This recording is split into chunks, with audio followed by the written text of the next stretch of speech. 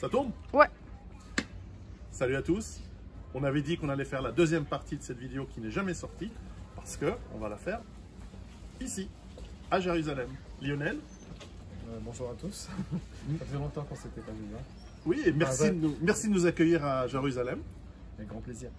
Et c'est la première fois qu'on se voit pour de vrai. C'est ça qui est intéressant. Alors que ça fait longtemps que je te lis et que... Il faut pas que je te regarde, il faut que je regarde la caméra. En revanche, est-ce qu'on a le son correctement? Parce que là, tu tiens les mains, voilà. Tu tiens les mains devant le son. Est-ce que le son est bon? On le saura dans 2 semaines. Tu veux refaire? Non, ça va très très bien, on continue. Lionel, ça m'a fait plaisir de te rencontrer en vrai, puisqu'on a conversé plein de fois sur Internet, comme ça, et c'est super intéressant. Hector, laisse passer. Et nous sommes... alors, de quel quartier de Jérusalem nous sommes aujourd'hui? Là, on est sur le... Pardon, juste derrière nous, on est dans le centre-ville et on se dégrige vers Mea Sharim, le quartier orthodoxe. Et donc, la vieille ville est tout à fait complètement là-bas. La vieille ville est de l'autre côté. On est à 2 km à peu près à vol d'oiseau de la vieille ville et du Kotel, du mur. On est dans une région qui habitait sans discontinuité depuis 5000 ans. 5000 ans, oui, exactement. Ça, c'est assez particulier. Alors, Israël en 2023, toi tu es ici depuis une vingtaine d'années, tu connais bien, tu as vu l'évolution. Quelle est l'évolution positive, l'évolution éventuellement moins positive de ce qu'on peut dire? Comment tu vois le pays? Israël, c'est un pays à multiples facettes. Il faut que je parle plus fort peut-être. Oui. Multiples facettes. Et c'est une espèce de puzzle au niveau de la... Il y a des gens autour, c'est pour ça. Le puzzle au niveau de la population. Comment il a évolué? Le pays se développe d'un point de vue économique, malgré des crises constantes, que ce soit des crises économiques ou des... on a eu le Covid, comme tout le monde, hein, on a été très touché par le Covid, ou par des menaces existentielles qui viennent soit de pays externes, soit en interne avec nos voisins. C'est assez compliqué. La situation, comme d'habitude, j'ai envie de dire, c'est toujours très compliqué ici. On est au Moyen-Orient, c'est très compliqué, on pense savoir quelque chose et en fait, le lendemain, on découvre que la réalité est encore plus complexe et voilà. Donc, mais globalement, ça se passe bien par rapport à d'autres pays, je pense. En 10 ans, j'ai remarqué une augmentation de l'infrastructure considérable. L'infrastructure, c'est un signe de facteur de développement économique. Hein. L'infrastructure, c'est-à-dire aujourd'hui on a le tramway qui se développe partout dans Jérusalem, donc très agréable si vous venez comme touriste. On a les autoroutes qui se développent, les ponts qui se développent. On a le train, c'est assez nouveau, ça fait 3 ans maintenant. Le train direct qui vous amène je crois que c'est un train français d'ailleurs, qui nous amène direct de Jérusalem jusqu'à Tel Aviv. Alors avant, il fallait avoir les voitures ou prendre les autobus, c'était un peu long. Là, en 30 minutes, vous êtes à Tel Aviv ou à Jérusalem. Donc c'est assez intéressant de ce côté-là. Non, le pays se développe. Très intéressant, quoi. Voilà. Et on a une mentalité, on est très... le chat. On est extrêmement... Le peuple juif est extrêmement résilient. Donc il y a cette volonté d'avancer et de ne pas se laisser aller. Voilà, pas forcément de râler, mais d'avancer. Voilà. Oui, on en a discuté tout à l'heure.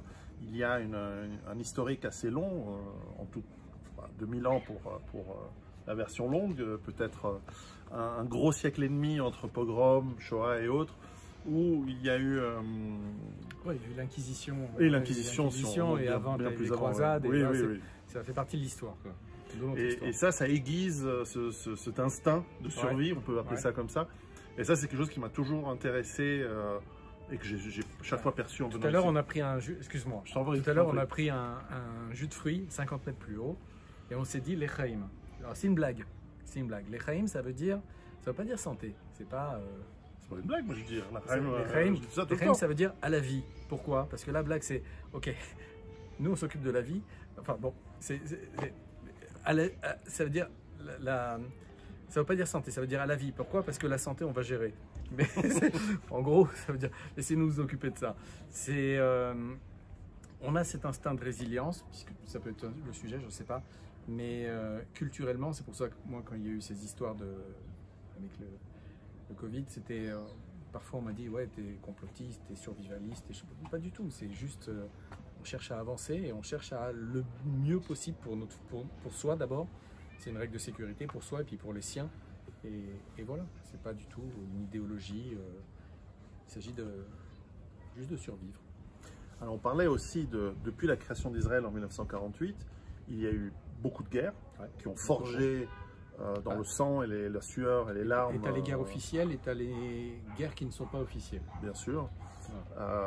Et cette quasi-constance du danger de la guerre, elle a forgé un peuple, une unité de peuple.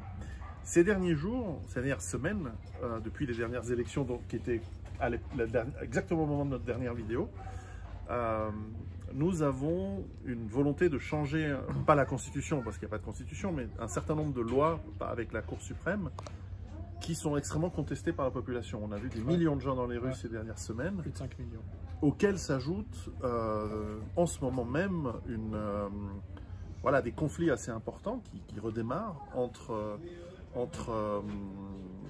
population arabe, palestiniens, colons, pas colons, c'est aujourd'hui, je crois que c'est Pâques chrétienne. C'est le dimanche de Pâques. Dimanche de Pâques. On est en plein pendant le Ramadan et on est pendant la période de Pessah, donc la Pâque juive. Alors, aucun rapport avec la Pâque chrétienne. Bien sûr. Mais en tout cas, effectivement, là, il y a eu 3 attentats meurtriers et des roquettes. Des roquettes. Et on a aussi des attaques aux voitures. Oui. Et avant-hier. J'ai un alibi. J'y suis pour rien. C'est pas parce que je viens en Israël qu'il y a tout ce bordel. Des jeunes qui sont décédés, tués, terrible. assassinés. Et on a le Liban qui balance des Scuds, enfin ou des missiles, je ne sais pas ce que c'est comme missile, mais qui balance des missiles. Et à 2 km d'ici, au-dessus ce qu'on appelle le mont du Temple, donc c'était au-dessus du mur, vous avez la mosquée. Et là, il y a c'est toujours la même chose, c'est une minorité extrémiste et qui profite du Ramadan pour attiser la haine et les tensions. Voilà. Et donc là, la situation est pas géniale au moment où on se parle. Et nous, on est à 2 km de là et c'est plein de touristes. Et voilà. Ce qui montre aussi, parce que moi, c'est ma mère qui m'envoie un message disant « Fais attention, il y a eu un attentat !» Et je dis « Oui, mais il est à Tel Aviv, moi je suis à Jérusalem aujourd'hui. » En fait, depuis l'étranger, on a souvent des informations beaucoup plus tragiques et des alertes un peu qui font un peu plus peur que lorsqu'on vit dans le pays où, on s'y habitue et deux... Je crois que c'est ça, surtout on s'y habitue. Mais si tu veux, la tension, elle monte quand même, elle est palpable. Moi, j'ai plus l'habitude, elle est palpable. Et bien que on n'ait pas vu beaucoup de sécurité. Non, ça va. Hein. Mais... disons que si on va dans la vieille ville là, il faut faire vraiment attention. C'est pas recommandé là. Voilà, c'est pas. Disons que c'est malheureusement on est habitué. Comment tu vois l'évolution, parce que justement dans une période on en parlait avant, avec un peu quand même beaucoup moins de guerre qu'à l'époque. Puisqu'il y a la paix avec l'Égypte. C'est pas une question de paix, c'est qu'on est devenu extrêmement puissant. Je m'excuse, je t'interromps. Tu as raison. On est devenu extrêmement puissant. Et le premier qui va s'approcher, ça ils le savent. Ils ont tenté plusieurs fois. Et donc, alors ils utilisent d'autres méthodes, qui sont les méthodes notamment d'utilisation des populations locales, qui sont clairement c'est ça. Mais c'est pas un danger existentiel. Non, mais si tu veux, il y a des gens qui meurent. C'est ça le truc. Ça c'est toujours regrettable. Le danger existentiel, il vient de l'Iran qui promet systématiquement de nous détruire, machin. Enfin, comme d'habitude, ils parlent beaucoup. Oui, puis la Russie ne les laissera pas faire. Comment est-ce qu'on peut... Comment tu vois l'avenir dans ces prochaines années, prochaines décennies? Comment tu vois l'avenir du pays? Est-ce que je peux répondre à ça? Je sais même pas. Il y a ce que je souhaite, mais j'ai pas. Pardon. J'ai juste un chat dans la gorge. Le fameux chat qui est passé. Très sincèrement, je sais pas. Je pense que la situation est bien meilleure qu'en Europe. Elle est aussi meilleure qu'aux États-Unis. Il y a des signes d'ouverture extraordinaires. Les fameux accords d'Abraham, les accords abrahamiques, c'est quelque chose en termes de géopolitique, je trouve ça formidable. Parce qu'on s'aperçoit en fait que le monde arabe est extrêmement divisé. Et on a une partie des pays donc, qui sont les fameux accords d'Abraham, le Bahreïn, le Royaume d'Oman, le Dubaï, Abu Dhabi, Sharjah, ainsi de suite. Tous ces... En fait, il y a le monde arabo-musulman qui, en fait, c'est la différence entre les sunnites et les chiites. qui eux-mêmes subissent la menace des Iraniens pour leurs ressources. Et donc, on s'allie de façon à faire face à la menace commune. Donc de ce côté-là, je trouve que c'est plutôt vraiment encourageant. Et c'est un immense espoir et une immense ouverture. Grâce au président Trump, finalement, qui a réglé ça en 4 jours. De l'autre côté, je pense qu'on a des divisions en interne qui sont dangereuses, qui me font mal. Je me sens pas tellement israélien, clairement, je le dis. Je suis un Israélien, mais je viens de l'extérieur. J'ai pas fait la guerre ici, j'ai pas grandi ici, j'ai pas cette mentalité-là, pas cette culture-là. En même temps, comme la majorité des Israéliens qui viennent de l'extérieur, le pays est composé de gens qui arrivent. Voilà. Et de ma nature et de par mon comportement, j'ai plutôt une nature optimiste des choses. Voilà. Je pense que c'est ce que je vous disais tout à l'heure, c'est que le monde est, si on regarde juste le XXe siècle, des crises terribles, des guerres terribles, mais l'être humain a toujours la faculté de s'en sortir, d'avancer. Et alors les Juifs, oui, parce qu'on a cette culture depuis plus de 2000 ans, qui est on est résilient et on est de s'adapter et de toujours d'avancer, de continuer à vivre et à survivre et à prospérer et d'avoir des enfants. Et voilà. Donc j'ai plutôt une vision positive, avec des difficultés qui m'embêtent, qui me gênent, mais que j'aimerais ne pas avoir, mais j'ai une vision positive de la chose. Voilà. Oui, je suis d'accord. Et de ton côté, est-ce que tu as des questions pour le touriste que je suis aujourd'hui? Alors, vous êtes venu dans une période très spéciale. Il faut pouvoir revenir en dehors. Ils sont venus donc durant la Pâque juive et donc aussi pendant le Ramadan. Donc c'est un peu compliqué pour manger, tout simplement. Ah, ça, ça va. Ça va, tu t'en sors. Oui, oui. Mais c'est aussi beaucoup de choses sont pas ouvertes en fait. Mais est-ce que j'ai des questions concernant ça? Non. Le pays est plus accueillant qu'on le pense. Il y a beaucoup de touristes chinois aussi qui viennent. Donc ce que vous voyez sur les médias, c'est une chose, ça existe. Mais en même temps, la réalité, il y a toujours une... Je prends l'exemple de Paris, puisque je suis originaire aussi de Paris. Paris, en ce moment, quand on regarde sur les réseaux sociaux, c'est la catastrophe. Vraiment la catastrophe, ça fait peur, quoi. C'est une guerre civile. J'ai des amis qui sont à Paris qui me disent, bah non, tu peux venir, et en fonction de certains quartiers, voilà, après, voilà. C'est vrai.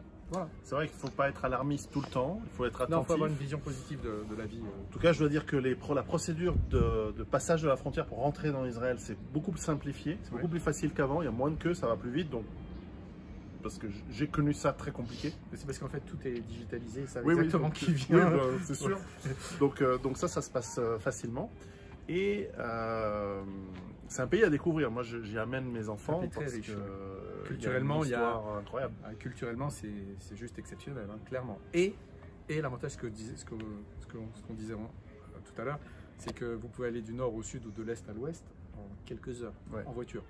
Donc vous allez visiter tout le pays pratiquement en l'espace avec des microclimats différents, des gens différents, des attitudes différentes, des cultures différentes. C'est assez intéressant.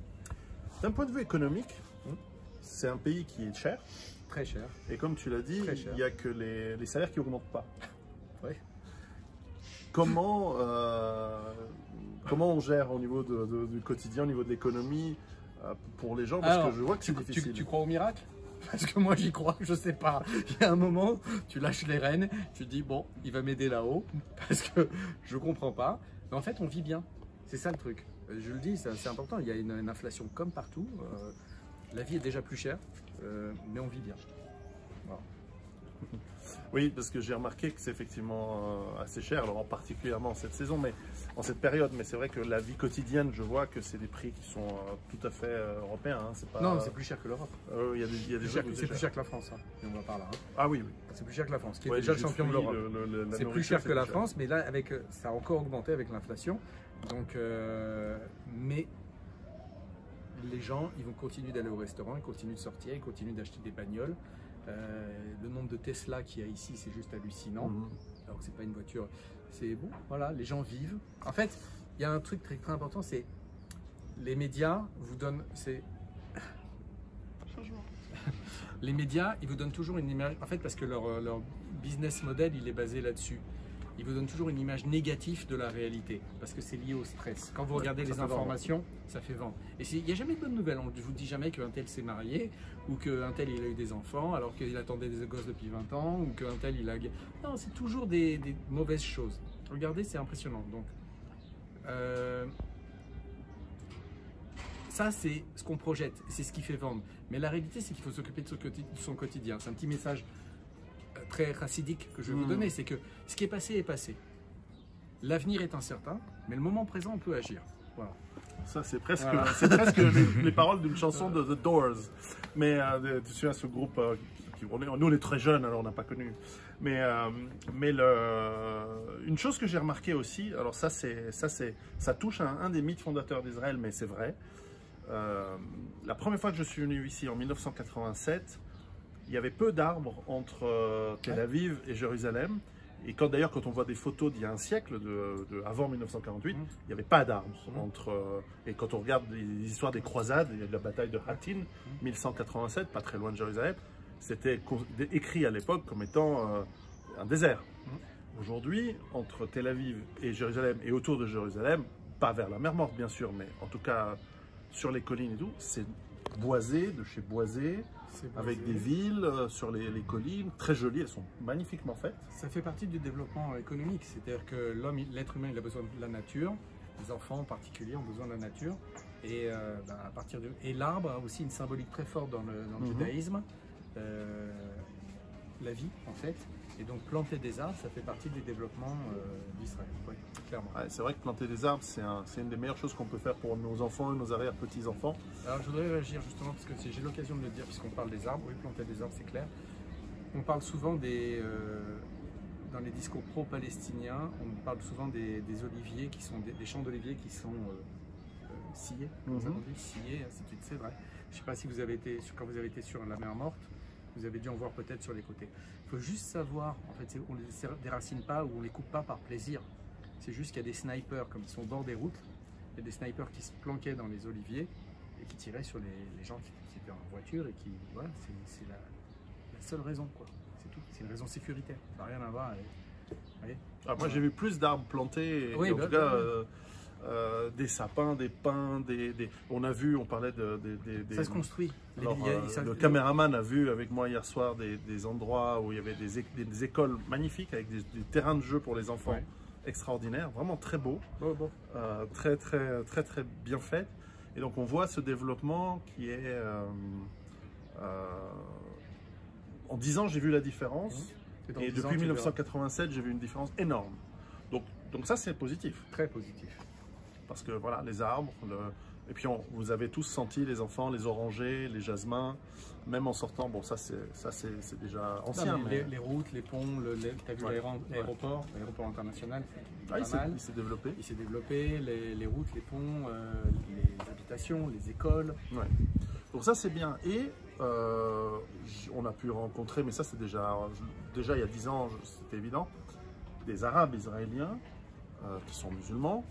Pas tous les Arabes israéliens sont musulmans, mais ceux que j'ai rencontrés étaient musulmans, qui en fait, d'ailleurs sont très gênés lorsqu'il y a des attentats, parce que eux, ils le disent en tout cas, et on le sent bien. Hier soir, on a eu dans la discussion confirmation de ça, ils sont très heureux de vivre ici, parce qu'ils comparent avec d'autres endroits. Donc, ils sont heureux d'être en Israël, et ils ont l'air d'être très bien traités. Non, mais c'est toujours la même chose. Il y a une population, bien sûr. Ah oui. Il y a une exactement. Il y a une. C'est encore une fois, c'est les extrémismes. C'est ça. C'est ça le problème, quoi. Les extrémistes, ils ne veulent pas la voie du milieu. Ils veulent casser quelque chose pour reconstruire à leur façon, pas reconstruire en mieux, reconstruire avec leurs propres règles. Et c'est là où il y a un danger. Voilà. Peut-être pour terminer, une question qui est à la fois d'introspection, mais qui est difficile. Il y a 10 ans, lorsque je suis venu, j'ai fait plusieurs vidéos sur Israël, j'en ai fait en anglais et en français pour ceux qui nous écoutent, et j'ai eu énormément d'attaques de gens qui disaient « puisque tu es en Israël, tu soutiens l'État sioniste contre les Palestiniens », enfin j'en ai entendu de toutes sortes de bêtes et méchantes, idiotes. C'est juste pas un film de cow-boy, c'est pas les méchants contre les gens, enfin dans ma vie quoi, il y en a qui vont dire le contraire, les extrémistes vont dire le contraire, c'est pas les gentils contre les méchants, c'est pas un échiquier non plus, vous voyez, blanc, noir. c'est une situation compliquée. Encore une fois, on est au Moyen-Orient. Et c'est pas parce qu'il est arabe ou c'est parce qu'il est juif. Il y a des tendances, il y a des situations qui évoluent au jour le jour, quoi. Il y a une semaine, il n'y avait pas les tensions qu'il y a aujourd'hui, quoi. Donc, et dans une semaine, ça sera encore différent. Ouais. Voilà. Et donc à ceux qui, parmi mon public, sont des gens plutôt soit anti-israéliens, voire antisémites, parce qu'il doit y en avoir. En général, c'est... Ah, moi, je pense qu'il y a une différence, mais tu as raison que parfois, sous-jacent, c'est un peu... Quel message on peut leur donner pour... Alors, éduquer, c'est un grand mot, mais pour les aider à faire un petit pas vers quelque chose de peut-être plus raisonnable, y compris dans la critique, mais qui reste dans le normal, quoi. La critique, elle est louable. Maintenant, si vous avez une opinion, l'opinion, essayez de ne pas penser... Hein? Parler avec les autres, connaître les autres. Connaître les autres. Il faut essayer de penser... C'est pas du prêt à penser, c'est pas ça. Essayez de penser par vous-même. Sérieusement, c'est ça qui est le plus important. Et il crie pas, il est juste au téléphone. Oui, monsieur. Ça va être la question suivante. Ça, c'est culturel. Il est juste au téléphone. Je veux dire, on faisait la remarque ce matin. Je fais une parenthèse dans ta réponse, puis on reviendra à ta réponse parce qu'elle est importante et elle m'intéresse beaucoup. En Suisse, il y a une des différences culturelles, c'est que parler fort au téléphone, en Suisse, c'est prison. Enfin, les gens, ils t'arrêtent dans la rue, ils te disent « Monsieur, c'est pas possible, vous ne pouvez pas parler fort au téléphone. » Ici, si tu parles normalement, on ne comprend pas, quoi. Il y a un truc qui va pas. Tu viens de l'étranger, quoi. Bon, je referme la parenthèse du téléphone, mais c'est pas le premier. Donc, pour répondre à ta question, et je pense qu'il faut vraiment, c'est le conseil que je vous donne, en fait, essayez de penser par vous-même, de ne pas avoir du prêt à penser dans la tête. Et donc ça veut dire se dégager au maximum des réseaux sociaux qui, pour moi, sont un vrai poison. Notamment pour les plus jeunes qui n'ont pas le recul nécessaire, qui vous empêche de penser en fait. Et les informations, j'ai donné l'exemple des informations. Moi j'en ai parlé à mon Rav, le Rav Avram qui a été sur ta chaîne, qui a eu beaucoup de vues d'ailleurs. Il m'a dit c'est simple Lionel, moi j'étais un accro de CNN, ainsi de suite. Hein. Il m'a dit c'est simple Lionel, vous regardez les informations une fois par semaine. Vous restez sur Google News, sur les... Vous pouvez le regarder en plusieurs langues, vous allez voir aussi les différences. Mais ça s'arrête là. Et en 20 minutes, vous voyez que vous ne rentrez pas dans le truc parce que c'est anxiogène, c'est comme ça qu'on dit. C'est anxiogène, en fait. Et c'est faux. C'est faux parce qu'au final, les gens, ils se marient toujours, ils ont toujours des enfants, ils amènent leurs enfants à l'école, ils aiment leurs enfants. Et c'est ça la réalité. C'est ça la réalité. C'est pas ce qu'on veut vous mettre dans la tête. Donc, pour revenir au sujet ici, c'est la même chose. La réalité, une petite dame qui passe, vous voyez. Voilà, la réalité, elle est très différente de ce qu'on vous met dans la tête et du traitement qui est accordé à l'information. Si vous parlez plusieurs langues, c'est un test super simple à faire. Vous regardez les informations, la même information, dans plusieurs langues et dans plusieurs médias, vous allez voir, ils ne disent pas la même chose. C'est pas le même sujet, pourtant si. Voilà, bon, enfin, bref. Donc il faut être positif et il faut continuer à aimer la vie et la vie vous le rend en général. Voilà. Le mot de la fin pour c'était ça. Voilà. Parfait. En tout cas, à une prochaine. Voilà. S'il y a des gens qui veulent être en contact avec moi, tu leur transmets un email. Et puis, à une prochaine, soit ici, soit en Suisse, soit de toute façon sur les contacts. Dubaï, oui, on a dit peut-être à Dubaï. Voilà. Il y a des choses à faire. Voilà. Bonne journée. À très bientôt. Bonne fête de Pâques, de Pessah, le Ramadan pour tous les autres. Tu nous prends une petite photo ?